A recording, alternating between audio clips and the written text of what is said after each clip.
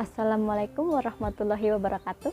Perkenalkan, saya adalah Erifina, mahasiswa profesi apoteker Institut Ilmu Kesehatan Baktiwiyata Kediri. Di sini saya akan menjelaskan tentang 5 tingkat pencegahan dalam promosi kesehatan. Berikut penjelasannya. Yang pertama ada peningkatan kesehatan. Peningkatan kesehatan adalah tahapan yang pertama dan utama dalam hal mencegah penyakit. Perlu ada kebersamaan persepsi bahwa yang namanya promosi kesehatan adalah proses memberikan informasi kepada masyarakat agar masyarakat mau dan mampu memelihara dan meningkatkan kesehatannya. Dan tujuan akhirnya adalah agar masyarakat berubah perilakunya dari perilaku yang tidak baik menjadi baik. Nah, dalam memaukan masyarakat, maka dipakai yang namanya pendidikan kesehatan. Pendidikan kesehatan yang dapat ditempuh ada banyak cara. Contohnya melalui penyuluhan, konseling, konsultasi, dan lain-lain. Dan sedangkan dalam memampukan masyarakat dilakukan intervensi lingkungan. Adapun intervensi lingkungan adalah dengan mendesain lingkungan sedemikian rupa agar masyarakat dapat terbantu hidup sehat. Contohnya lewat regulasi yang berlaku, lewat organisasi, lewat undang-undang, dan lain-lain. Yang kedua, perlindungan umum dan khusus merupakan tindakan yang dimaksudkan untuk mencegah penyakit, menghentikan proses interaksi bibit penyakit, menjamu lingkungan dalam tahap prepatogenesis, tetapi sudah terarah pada penyakit tertentu. Perlindungan khusus yang dimaksud dalam tahapan ini adalah perlindungan yang diberikan kepada orang-orang atau kelompok yang beresiko terkena suatu penyakit tertentu. Perlindungan tersebut dimaksud agar kelompok yang beresiko tersebut dapat bertahan dalam serangan penyakit yang mengincarnya. Oleh karena itu, perlindungan ini juga dapat disebut sebagai kekebalan buatan. Contohnya, imunisasi yang diberikan pada bayi dan balita. Yang kedua, vaksin pada jemaah haji. Ketiga, ada penggunaan APD pada para pekerja, dan lain-lain. Yang ketiga, ada penegakan diagnosa dini dan pengobatan yang cepat dan tepat. Diagnosa dini dan pengobatan yang tepat dan cepat merupakan langkah pertama ketika seseorang telah jatuh sakit. Tentu sasarannya adalah orang yang telah jatuh sakit, agar sakit yang dideritanya dapat segera diidentifikasi dan secepatnya pula diberikan pengobatan yang tepat. Tujuan dari tindakan ini adalah pencegahan agar penyakitnya tidak tambah parah.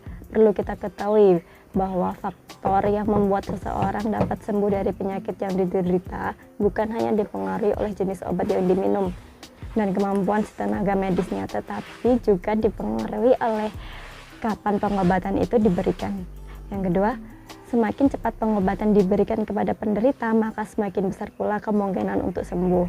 Yang ketiga, diagnosis dini dan pengobatan yang tepat dan cepat dapat mengurangi biaya pengobatan dan mencegah kecacatan yang mungkin timbul jika suatu penyakit dibiarkan tanpa tindakan kuratif.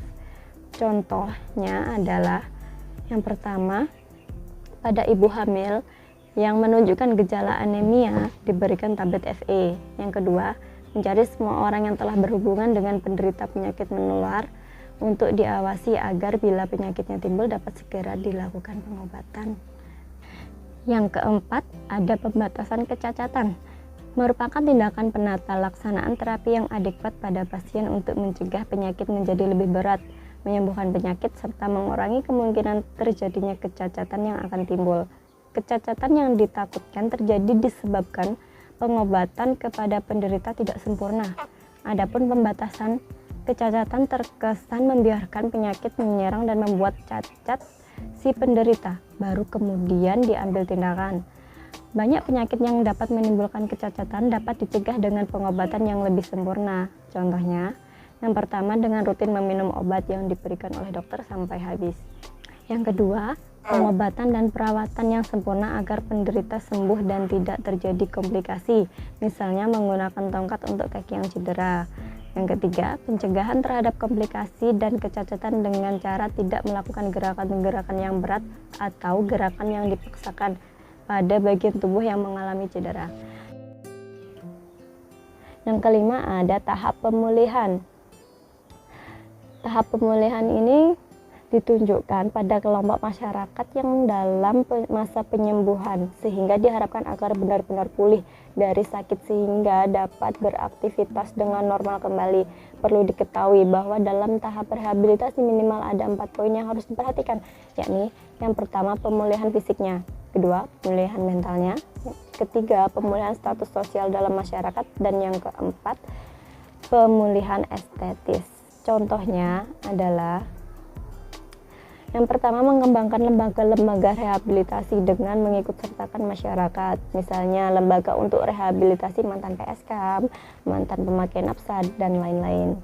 Yang kedua, menyadarkan masyarakat untuk menerima mereka kembali dengan memberikan dukungan moral, misalnya dengan tidak mengucilkan mantan PSK di lingkungan masyarakat tempat mereka tinggal. Yang ketiga, penyuluhan dan usaha-usaha kelanjutan yang harus tetap dilakukan seseorang setelah ia sembuh dari suatu penyakit. Sekian penjelasan dari saya, semoga bermanfaat. Terima kasih.